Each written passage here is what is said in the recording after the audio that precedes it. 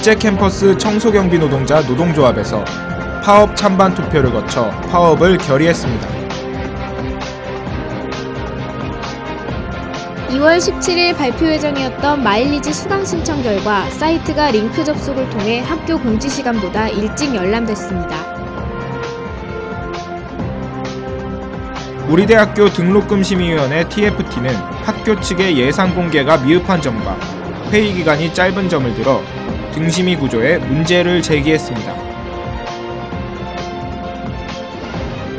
우리 대학교 중앙도서관 앞 게시판에는 필리버스터에 대한 학생들의 참여를 요구하는 대자보가 붙었습니다. 백양로와 신경원과는 새로 지어졌음에도 불구하고 이동권과 접근성에서 장애 학생들이 불편함을 겪는 것으로 밝혀졌습니다. 안녕하십니까. 새롭게 YBS 뉴스의 진행을 맡게 된 권영석, 하유진입니다. 3월 둘째 주 YBS 뉴스 지금 시작합니다. 2016년 새해가 밝은 지 오래지만 우리 대학교 청소경비 노동자들의 투쟁은 올해에도 계속될 전망입니다. 용역업체를 통한 간접 고용과 낮은 임금 수준이라는 고질적인 문제 때문입니다. 풀릴 기미가 보이지 않는 이 문제를 금유선 기자가 취재했습니다. 벌써 봄이 온 것처럼 따스한 캠퍼스 이곳저곳에 여러 장의 현수막이 걸렸습니다. 올해 우리 대학교 청소경비 노동자들과 용역업체 간의 임금 협상이 마찰을 빚고 있기 때문입니다. 청소경비 노동자들은 신촌 캠퍼스의 경우 민주노총 서경지부에, 국제캠퍼스는 여성노조 인천지부와 민주노총 인천지부에 각각 소속돼 있습니다.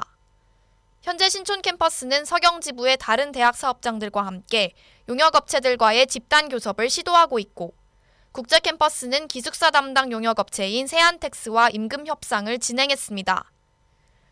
임금 협상 과정 중 노동조합 측에선 지난 2012년 정부에서 제정한 용역근로자 근로조건 보호 지침에 따라 임금을 지급할 것을 요구하고 있습니다. 용역근로자 근로조건 보호 지침에선 청소경비 노동자들의 임금 기준을 최저임금이 아닌 시중 노임단가로 설정할 것을 명시하고 있습니다. 시중 노임단가란 중소기업 중앙회에서 발표하는 임금 기준으로 시급 약 8,209원에 해당합니다. 하지만 용역업체에선 지금까지 시중 노임단가 대신 최저임금을 임금의 기준으로 정해 노동자들에게 기본급 월 120만 원을 지급해왔습니다. 이에 노동자들은 시중 노임단가 수준으로의 임금 인상을, 용역업체 측은 최저임금 수준으로의 임금 동결을 주장하면서 갈등이 생긴 겁니다. 또 용역업체 측이 원청인 학교에 임금 협상과 관련된 책임을 넘기면서 노동자들은 학내 집회를 통해 학교에서 임금과 관련된 문제를 해결할 것을 주장하고 있습니다. 그러나 의견 조정에 어려움을 겪으며 결국 국제캠퍼스 노동조합은 어제 오후 3시 30분경 파업 찬반 투표를 거쳐 파업에 돌입할 것을 결의했습니다. 연세대학교 국제캠퍼스 기숙사 노동자들의 투쟁은 1차적으로는 기숙사 노동자들의 권익 향상을 위한 것이고, 그것 자체로도 정당하지만 동시에 이 투쟁은 비정규직 노동자들의 권리의 상향 평준화를 이끌어내는 투쟁이라고 생각합니다. 또다시 긴 싸움을 시작한 청소경비 노동자들. 용역업체 및 학교와의 의견 차이가 좁혀지지 않는 한 투쟁은 당분간 계속될 것으로 보입니다. YBS 뉴스 금유선입니다. 수강 신청은 학생들의 한 학기를 결정짓는 너무나도 중요한 일입니다. 그런데 고작 링크 하나로 수강 신청 결과를 미리 열람할 수 있는 어이없는 일이 발생했다고 합니다. 작년에는 단순한 설정 변경으로 학점을, 올해에는 수강 신청 결과를 미리 확인할 수 있었다는 건데요. 과연 학생들이 내년에는 어떤 정보를 미리 확인할 수 있게 될까요? 윤영채 기자가 취재했습니다. 마일리지 수강 신청이 마무리된 2월 16일 오후 11시경 어느 과 단체 채팅방에 글이 하나 올라옵니다. 이 글은 수강 신청 결과를 학교에서 공지한 시간보다 먼저 확인할 수 있다는 내용을 담고 있었습니다. 채팅방에 올라온 링크를 클릭하여 접속한 뒤 자신이 신청한 학점 번호를 입력하면 다음과 같이 해당하는 과목의 마일리지 신청 결과를 열람해 볼 수 있습니다. 이후 여러 단과제 단체 채팅방에 이 정보는 빠르게 퍼져나갔고, 이는 학교에서 공지한 결과 발표 시간인 17일 오후 4시보다 약 17시간 앞선 시각이었습니다. 학생들이 링크 접속을 통해 학교의 정보를 열람해 본 것은 이번이 처음이 아닙니다. 현재 학교에서는 마일리지 수강 신청 기간 이전에 진행하는 모의 수강 신청의 참여율 독려를 위해 참여자에게만 결과를 보여주는 방침을 내세우고 있습니다. 하지만 링크 접속을 통해 모두가 모의 수강 신청 결과를 확인할 수 있게 됐고 결국 모의 수강 신청의 참여율은 20%대에 그쳤습니다. 처음엔 좀 허탈하고 사실 어떻게 보면 개인적으로 저는 좀 시간을 들여서 또 모의 수강 신청을 했는데 나중에 그 뚫린 거를 보니까 막상 내가 왜 굳이 이걸 시간 들여서 했지라는 생각이 들기도 하고 뭔가 좀 근본적인 다른 해결책이 필요하지 않을까라는 생각도 들었습니다. 2015학년도 2학기 성적 열람 또한 영문으로 설정을 바꾼 뒤 링크를 입력하여 들어가면 학교에서 공지한 성적 발표 시간보다 2, 3일 정도 앞서 가능했습니다. 학생들이 링크 접속을 통해 학교 정보를 미리 확인하는 일이 빈번하게 일어나면서 학생들의 불만과 불신은 커져가는 추세입니다. 이에 우리대학교 학술정보원 학사지원팀 박상덕 팀장은 수강 변경 기간까지 모두 마무리된 이후에 해당 문제에 대해 논의할 예정이라고 말했습니다. 학교 정보 시스템에서 중요한 것은 보안성. 직접적인 피해가 없더라도 우리 대학교 학생들의 신뢰도 회복을 위한 보안성 강화가 촉구될 것으로 보입니다. YBS 뉴스 윤영채입니다. 올해에도 우리 대학교 등록금은 학교 등록금 심의위원회의 의결에 따라 동결됐습니다. 학교 등심의는 학생위원 전부가 퇴장해도 나머지 위원들이 예산안을 의결할 수 있는 구조라 학생들은 실질적인 권한이 없다는 비판이 들려옵니다. 학교는 들어주지 않는 등심의 학생위원들의 목소리를 류희지 기자가 들어봤습니다. 지난 1월 우리 대학교 등록금 심의위원회는 총 3회에 걸쳐 학교 측과 논의를 이어갔으나 2016학년도 등록금을 동결하는 데 그쳤습니다. 이에 등심위의 학생위원들은 등심위가 등록금 논의 과정에서 실질적인 기능을 하지 못한다라며 등심위의 구조에 문제를 제기했습니다. 학생위원들은 그 이후로 학교 측의 정보 공개가 미흡하고 논의 기간이 지나치게 짧다는 점을 들었습니다. 일전에 학생들이 요청한 2016학년도 본 예산안과 입학금 사용 내역 등의 자료는 논의가 끝날 때까지 제공받지 못했던 겁니다. 논의 기간에 관해선 학생들은 1년치 예산을 검토하는데도 회의 기간은 한 달 남짓이라며 논의가 충분히 이루어지기엔 지나치게 짧은 기간이라고 이의를 제기했습니다. 또한 학생위원들은 동결된 등록금이 학교가 학생들에게 제시할 수 있는 최대의 금액이라고 주장했습니다. 등록금을 조금이라도 인상하면 등록금을 동결, 인하하는 대학에게 주어지는 국가장학금 100억 원가량이 삭감되기 때문입니다. 등심위 TFT는 이런 점을 들어 등심위는 애초부터 학교가 정해놓은 안을 통과하는 과정에 불과하다고 주장했습니다. 하지만 학교의 입장은 달랐습니다. 우리 대학교 예산팀은 우리 대학교의 등록금 심의위원회는 고등교육법에 명시된 것보다 학생위원 비율이 높다라며 학교로서는 학생위원들의 의견을 최대한 반영할 수 있도록 민주적인 운영을 하려고 노력 중이다라고 입장을 전했습니다.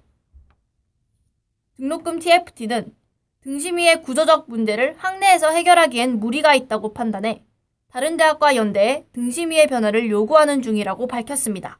이것이 정말 큰 문제인 것은 그 사립대학에 대한 국가나 사회 전반의 보조금이 전혀 없어요.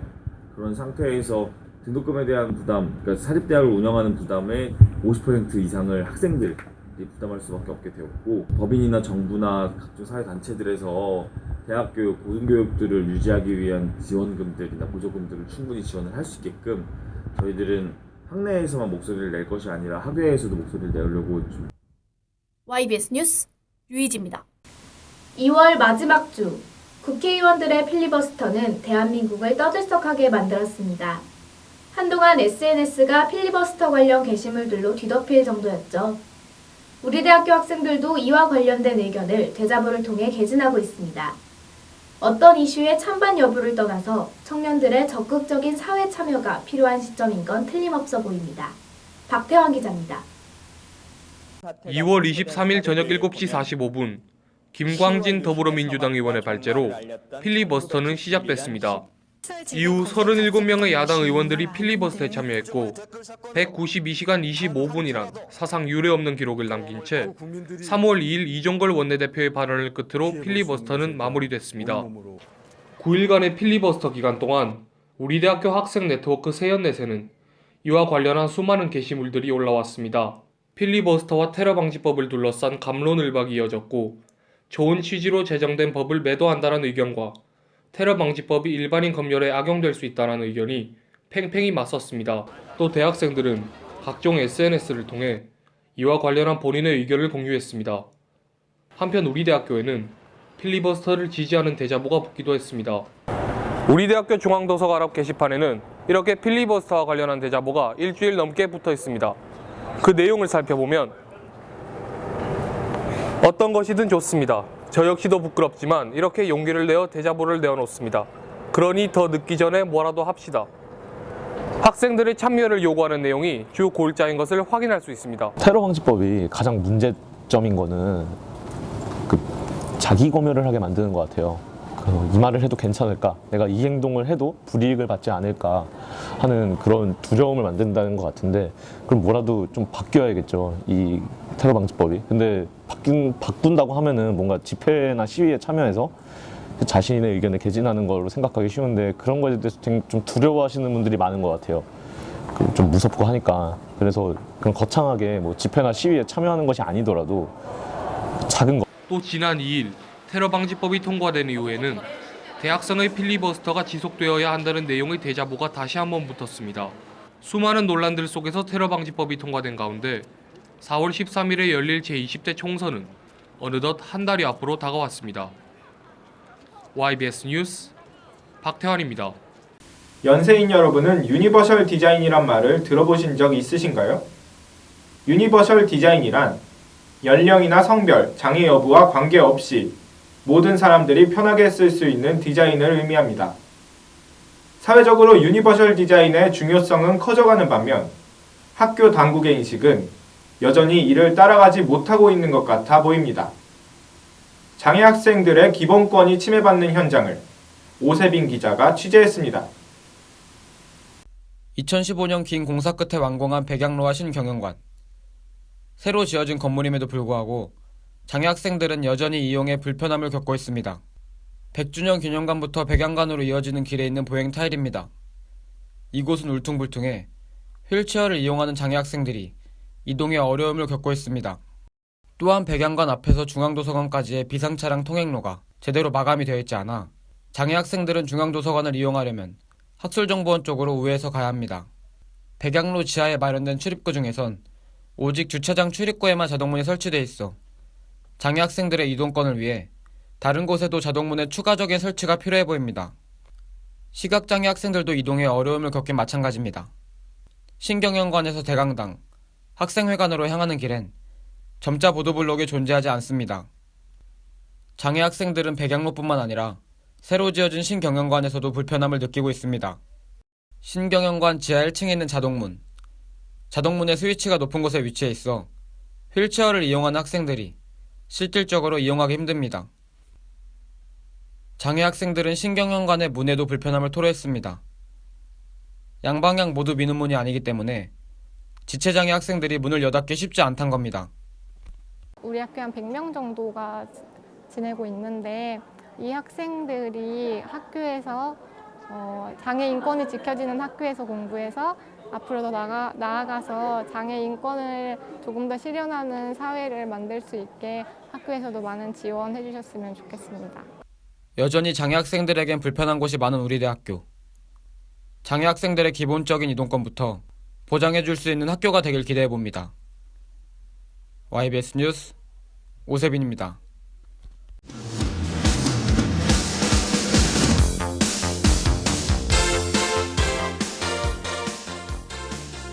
2016학년도 1학기 동안 발생하는 진료비와 처방 약제비에 대한 공제를 받고자 하는 학생은 오는 31일까지 학생건강공제회에 별도로 가입할 수 있습니다. 공제회비는 15,000원이며 현금 결제만 가능합니다. 가입은 방문 또는 계좌 납부로 가능하며 학생증을 지참해야 합니다. 기타 자세한 사항은 신촌 캠퍼스의 경우 02-2124-3350 혹은 02-2123-3352로, 원주 캠퍼스의 경우 033-760-2682로 문의하면 됩니다. 2016학년도 1학기 추가 등록이 3월 11일 오전 9시 30분부터 14일 오후 5시까지 진행됩니다. 대상자는 재학생, 모든 복학 신청자, 분납을 신청하지 않은 학기 초과자, 학자금 대출을 승인받은 자 및 학자금 대출 지급을 신청한 자입니다. 추가 등록 납부는 금융기관을 이용해 입금 전용 계좌로 전액 입금하면 됩니다.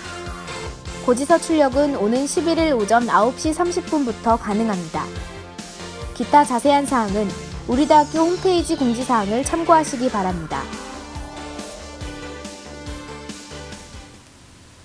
이번 주 대한민국을 사로잡은 키워드는 인공지능 알파고였습니다. 인간을 이기는 기계의 등장은 우리의 마음을 씁쓸하게 만들었죠. 한편 우리 대학교에선 또 다른 씁쓸한 소식들이 들렸습니다. 신촌과 송도 캠퍼스로 오가는 버스기사님들이 학생들로 인한 스트레스로 6개월도 견디지 못한다는 부끄러운 이야기가 신문기사로 등장했습니다. 또 특정과 술자리의 성추행과 폭행, 폭언 등의 부조리, 신입생 오리엔테이션에서 한 교수님의 폭언, 리더십 캠프의 성추행 2차 피해 논란 등이 학생 사회를 시끄럽게 했죠. 이세돌 구단은 알파고와의 3차전이 끝난 후 그 자리에서 경기를 복귀하며 자신의 실수를 되돌아보고 다시 같은 실수를 하지 않기 위해 노력했습니다. 우리도 이번 한 주 우리의 실수를 되돌아보며 문제점을 정확히 파악해야 할 것입니다. 지금은 우리 앞에 드리워진 실수의 그늘을 인정하고 고질적인 문제를 직시하는 것이 문제 해결을 위한 지름길이라는 생각을 가져야 할 때가 아닐까요? 저희 YBS 뉴스는 다음 주 더 정확하고 심도 깊은 기사로 돌아오겠습니다. 연세인 여러분, 시청해주셔서 고맙습니다.